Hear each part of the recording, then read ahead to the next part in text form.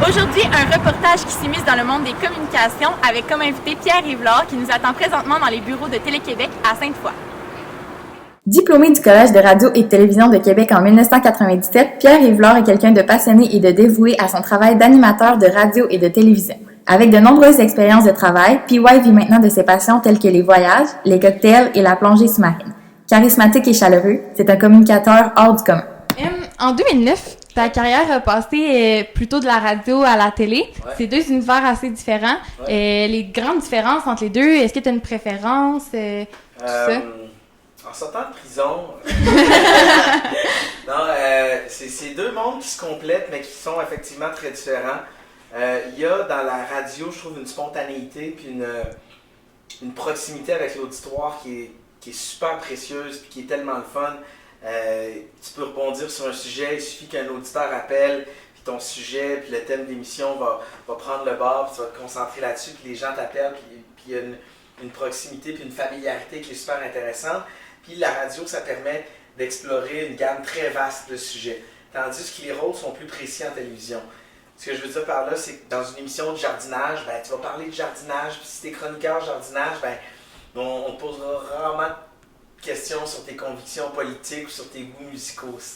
Tu es confiné à un rôle qui est peut-être beaucoup plus précis, tandis qu'en radio, ben, en étant autour d'une table, ben, les sujets s'échangent, puis même si tu n'es pas là, même si tu es là pour un sujet précis, ben, souvent les conversations débordent, puis tu peux être appelé à te prononcer, puis embarquer dans une conversation qui touche des sujets peut-être plus larges. Alors pour ça, la radio m'intéresse, mais il y a dans la télévision une rigueur et une minutie qui est très intéressante. Tu sais, regardez ici le déploiement que ça prend juste pour faire une petite entrevue. Tu sais. Vous êtes 12 derrière les caméras, c'est les gangs, les gens qui font des signes. Machin. Tu sais, ça demande, pour faire une minute de TV, ça demande des efforts. Faire une demi-heure de radio, ça peut se faire assez facilement. Je ne dis pas qu'il y en a un qui est meilleur que l'autre, mais les deux se complètent différemment, mais de plus en plus, je réalise que la radio a peut-être beaucoup à apprendre de la préparation et de la rigueur de la télé. Pierre Yvelard anime à la radio depuis plus de 15 ans. Il a désormais sa propre émission de radio à C'est quoi FM qui se nomme Radio PY. Les communications, on sait que c'est un domaine qu'on va avoir beaucoup de refus.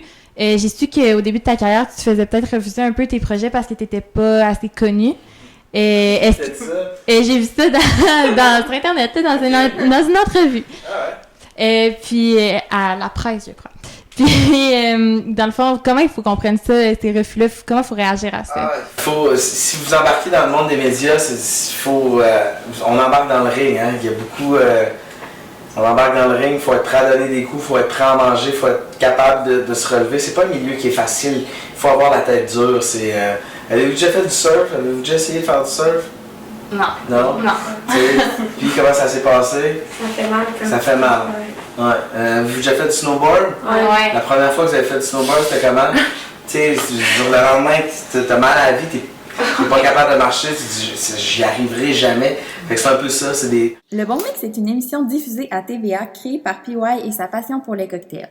Boire est une marque de préparation de cocktails et de plaisir entre amis qu'il a créée avec le mixologue Patrice Plante qui co-anime le Bon Mix. Alors, tu sais que je suis étudiante, on est toutes des étudiantes, puis dans le cadre de cette entrevue-là, on s'est préparé avec notre professeur. Puis, dans le fond, elle nous a demandé de te qualifier au début. Fait que nous, on a sorti plein de qualificatifs. On était là, puis ouais, il est dévoué, il est professionnel, il est passionné par ce qu'il fait, il est beau, il est intelligent. Fait que, est-ce que ça, c'est des qualificatifs? T'es-tu tombé dans la potion magique quand t'étais petit ou ça s'apprend en faisant le métier? Caroline, vous êtes gentille. Mais je suis flatté, je suis rouge là. Je répondre, je suis vraiment rouge en ce moment.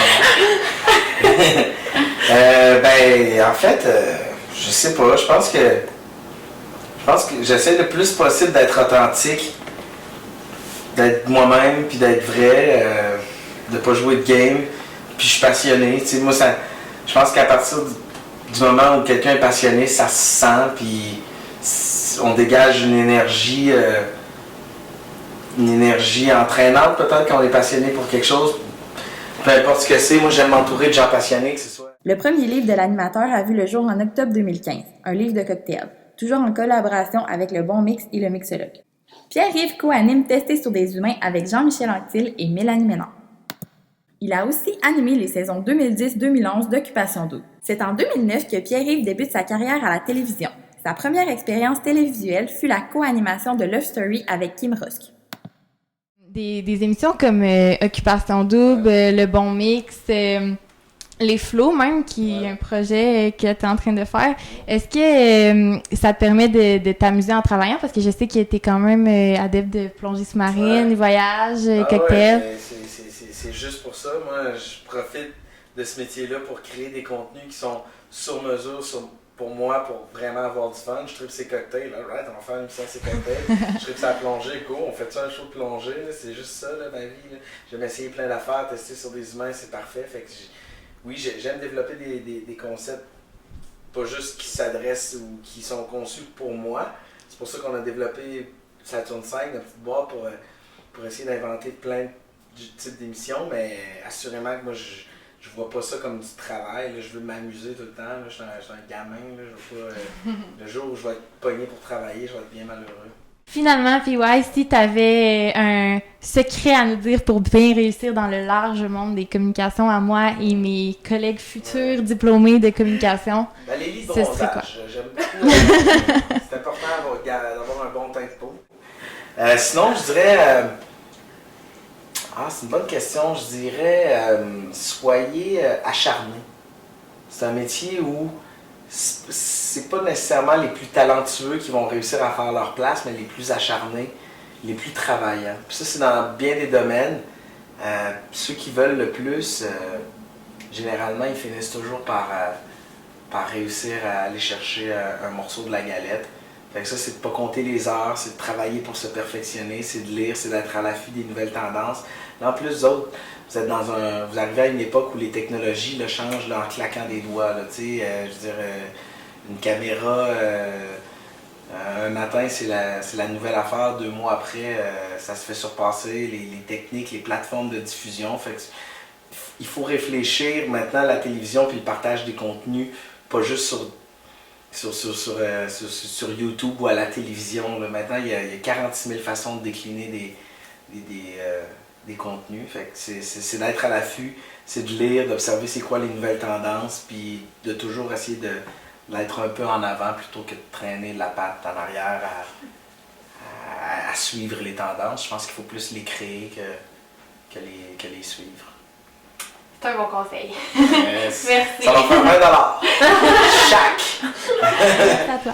C'est tout. Bonjour tout le monde, poursuivez vos études en communication, vous êtes sur la bonne voie. Si vous voyez cette vidéo-là en ce moment, c'est que vous avez le choix d'investir sur votre rêve, sur votre passion.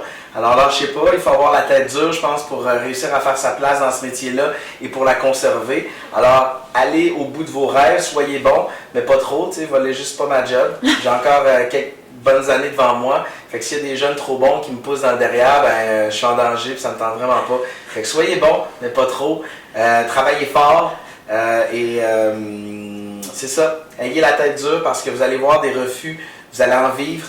Des portes qui vont se fermer, vous allez en vivre. Des fois, vous allez avoir des jobs, vous allez les perdre, vous allez en retrouver d'autres. Mais on vit sur une grande planète. Si vous êtes bon ici, vous pouvez être bon ailleurs aussi. Alors, pensez pas juste en termes de ville, de province.